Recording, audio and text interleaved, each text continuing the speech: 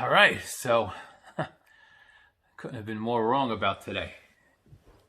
You know, part of me was right when I said that the Jets should get killed, but I made this whole big deal and said it 56 friggin' times that the Jets would keep it close, and I can't call the win, but they might win. And I know I've said this a million times, but Adam Gase is the worst coach I have ever seen. He might be the worst coach ever, and considering what the Jets have had, he's easily the worst coach the Jets have ever had, and that is saying a lot. But Adam Gase is dumb. You can't get any more dumb. And don't forget, I have made it abundantly clear that I'm rooting for the Jets to lose. I will not sit there and actively root, but I'm happy they're losing. So take that with the grain of salt that it goes with, and realize that for me to be this upset about how stupid and fundamentally unsound they are, I can't imagine what I'd be doing. I think, I posted on Facebook, my own personal page, that if I wasn't so okay with them losing, I would have had a heart attack or a stroke by now. And I would have, because I was heated again today. A couple of plays that stand out for me here. I'll work from the beginning of the game in a second, but the one thing that stands out to me that just goes to show how stupid and unprepared this team is. And this is a double shot in one play. We got stupidity, unpreparedness in one shot, on both an indictment on the quarterback and the coach, all in one shot. Okay, minor thing. Most people are probably upset about one part of it, but didn't really. I haven't heard anyone say anything about the other part of it. Okay, Jets have make a huge pass play from. They get a huge pass play from Darnold to Berrios to get down inside of field goal range, and they have 10 seconds. What the hell did I write here? Timeout. They got a timeout left, right? 10 seconds left in the half. Okay, was it the half? Yeah, it had to be the half. It had to be the half, right?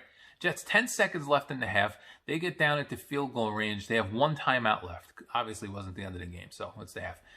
And number one, the stupidity and unpreparedness part is that they almost took a delay of game. Now, you got to get to the line and get the goddamn playoff. I mean, what the hell? Anyway, so the Jets get to the line, realize they're about to get a delay of game, and then inexplicably call that last timeout. Now, the average person will say, all right, well, they had to call the timeout. They would have lost 5 yards. So what? Lose the 5 yards. You're on the 35 or something like that anyway. You're barely in field goal range anyway. You're going to try for one more play. Take the 5-yard penalty and keep the timeout. That way you could throw the ball to the middle of the field. That way you could do something other than lose the timeout, and now you can't throw the ball to the middle of the field, and you have no choice but to do something. I just don't get it. This coach is so unprepared and stupid about game situations. It is unbelievable, and I don't understand how this team is still letting him coach. I understand about the number one pick. I understand this whole culture of not firing coaches in the middle of the year, but this is a true embarrassment now. It's disgraceful. It is unacceptable that they are this dumb about everything. I mean, this is constant. But to call that timeout, I mean, fine, call the timeout. It's still stupid. But how do you allow yourself to get into a delay of game situation in that position in the first place?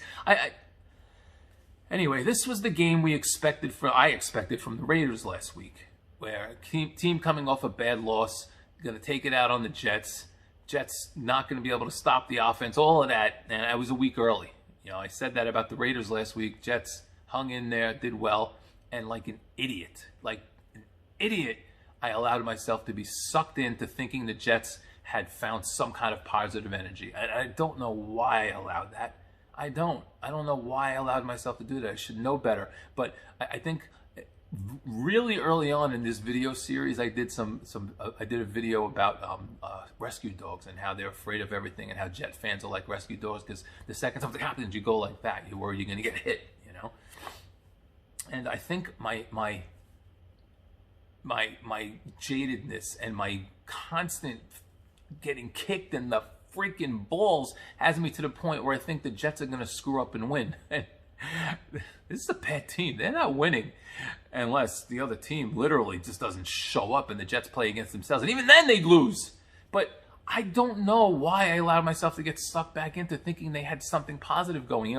3 games of showing a little bit of offensive life is not something positive. And I allowed myself to buy into that anyway. Stupid.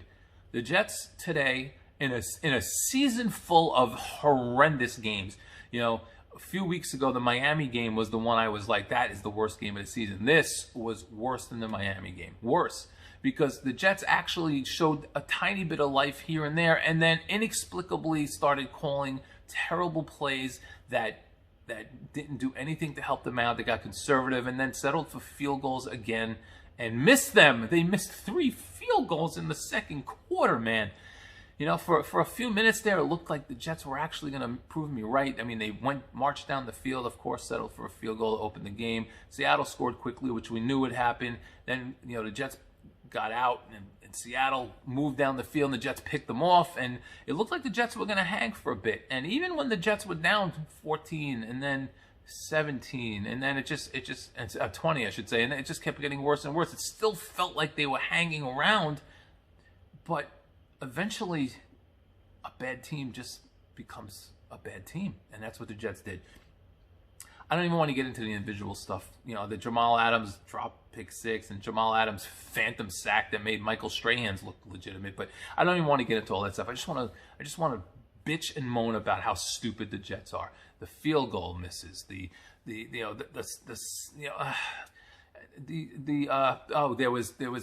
Jets actually stopped the Seahawks at one point and on 3rd down, and then of course got an illegal contact penalty and gave him a 1st down. Morons. So it was 40-3, and it's 4 minutes left when the Jets get the ball back, and they're handing off. They're just handing the ball off, running it into the line. Frank Gore leads the team in carries again, although he was tied with I think Johnson, and Adams had 7, but the other 2 guys looked much better. They have a burst. Gore doesn't have a burst anymore, but why is Gore still the guy? Then Gore fumbled, and and he didn't see the field as much after that, but there's such a noticeable difference with these other guys in the game than there is with Gore. And this is the stupidity of Adam Gase. And I hate turning everything into Adam Gase all the time. I do. I hate it. But it's awful. There is nothing. This is the worst coach I have ever seen.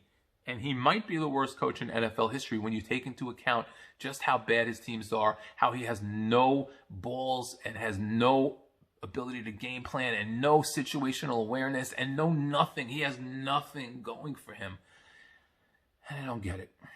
So the Jets, they take a kick and run it 60 yards to Seattle's 30 and end up settling for a field goal attempt, which was, of course, missed. I mean, this is so frustrating. And then a couple of things aren't necessarily negative things about the Jets and how bad they are is the Jets' 0-12 record precedes them because there were 3 pass interference calls. 2 of them were blatant. One of them was, all right, whatever. But, I mean, even the third one that was kind of borderline, the guy never turned around. And that's one of the things about pass interference is if you block the guy from trying to make a catch and you don't turn around, it's pass interference. So the Jets are so bad that the refs don't even give them obvious calls anymore if they ever did. So this was just a complete and utter disaster in a season that's been a disaster. And while I am happy that the Jets are now 0-13 and there's no possibility of winning against the Rams next week. They're not beating Cleveland. I mean, maybe Belichick lays down, but do you think Belichick's going to want to be the Jets' only win on the year? I don't think so either. So while I'm happy about all of that, this is just so frustrating to sit and watch this team be so stupid and have no clue whatsoever. Now, they were overmatched by a better team, and that I could deal with, but it just goes beyond that. And, that is your New York Jets 2020. I can't take it anymore. I guess I have to sit here and actively root against them. It's the only way to be happy, but I can't do that. I had planned on doing a little bit of game review and an analysis, but I'm just too pissed off. So I'm going to go. I'm going to let you go. I'm sure I'll be back. I'll calm down and do something during the week. But for now, I've done 10 minutes of whining and complaining about obvious things, and I just can't even listen to myself anymore. So you have a great night. I'll talk to you soon. And hopefully, Black Monday cannot come soon enough. Get this guy out of here. Have a good one. Be good.